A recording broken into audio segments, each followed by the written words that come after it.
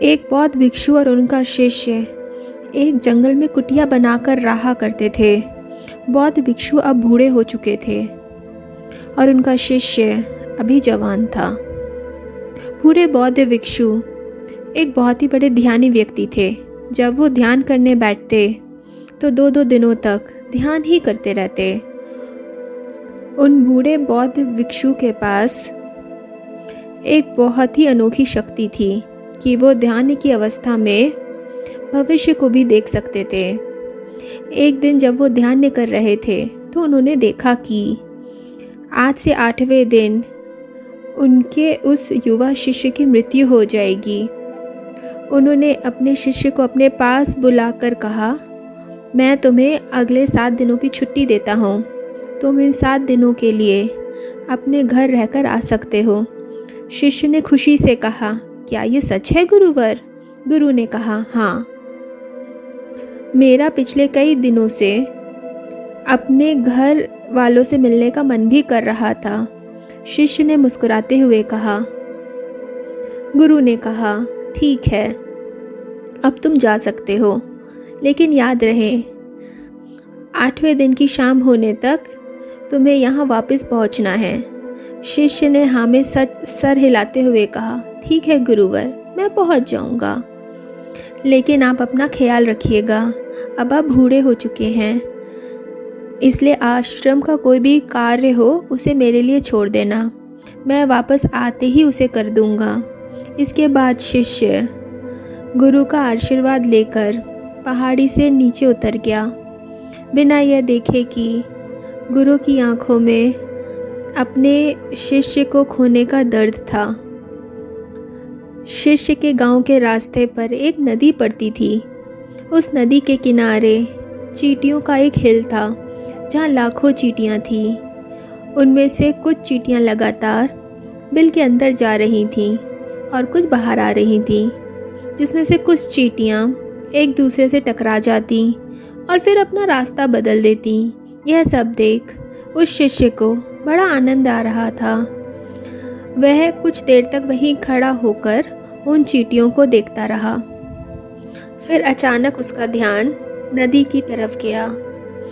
उसने देखा कि नदी का पानी धीरे धीरे बढ़ रहा है, जिससे उठने वाली लहरें चींटियों की हिल के पास तक पहुंच सकती हैं, जिसकी वजह से यह लाखों चींटियां बेवजह मारी जाएंगी।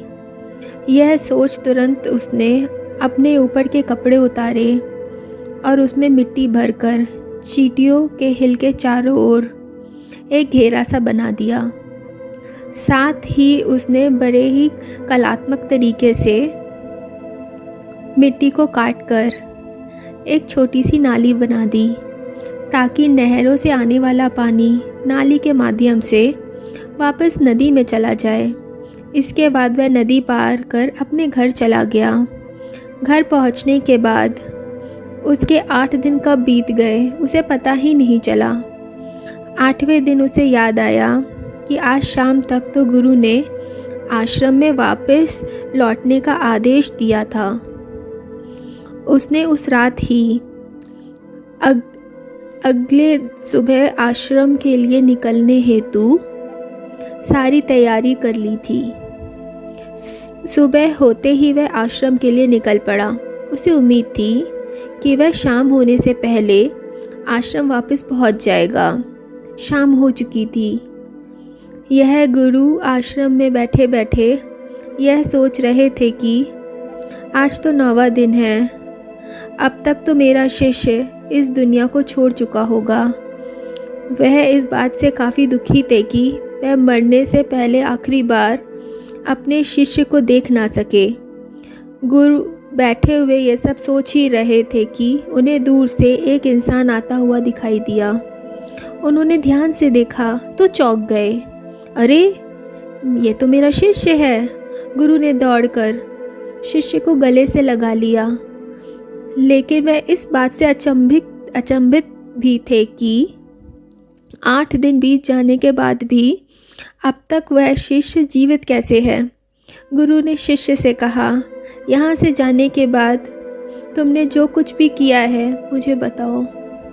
तब शिष्य ने चींटियों वाली कहानी गुरु को सुनाई। कहानी सुनते ही गुरु को यह समझते देर न लगे कि शिष्य ने लाखों चींटियों की जान बचाई थी और इसी कर्म का परिणाम है कि शिष्य को एक लंबा और खुशहाली भरा जीवन प्राप्त हुआ। कहानी सुनने के बाद गुरु के मुख से अनायास ही निकल गया कि कर्मा लौटकर ज़रूर आता है। शिष्य को गुरु की इस बात का मतलब समझ में नहीं आया, लेकिन उसने पूछा भी नहीं और चुपचाप अपने आश्रम के कामों में लग गया। अगर हम अपनी ज़िंदगी में देखें तो इसे खुशी खुशी जीने का सबसे आसान तरीका है कि हम अच्छे कर्म करते रहें। इस कहानी की तरह ये ज़रूरी नहीं कि अच्छे कर्म हमारे उम्र को लंबा ही करेंगे, लेकिन इस बात की गारंटी है कि अच्छे कर्म हमारे ज़िंदगी में आने वाले दुख और परेशानियों को कम ज़रूर कर देंगे। कर्मों का एक बहुत साधारण सा सिद्धांत है कि हम जो कुछ भी करते हैं उसका कई गुना लौटकर हमारे पास ही आता है, फिर चाहे वो अच्छे कर्म हो या बुरे, दोनों ही कई गुना होकर हमारे पास आते हैं। अच्छे कर्म करने के लिए ये ज़रूरी नहीं कि हमारे पास पैसा ही होना चाहिए और ना ही किसी की जान बचाना ही अच्छे कर्म है। किसी असहाय की छोटी सी मदद करना भी अच्छी कर्म है। किसी डिमोटिवेटेड इंसान को मोटिवेट करना भी अच्छा कर्म है। किसी दुख भरे इंसान को सांत्वना देना भी अच्छा कर्म है।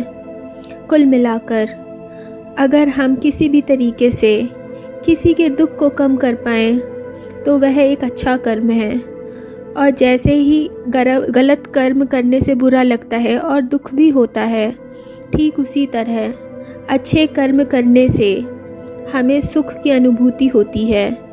इसलिए अगर हम अपनी ज़िंदगी में खुश रहना चाहते हैं तो हमें आज से ही दूसरों के दुख दर्द को कम करने की कोशिश शुरू कर देनी चाहिए और हम देखेंगे कि हमारी लाइफ अपने आप ही खुशियों से भर जाएगी। धन्यवाद।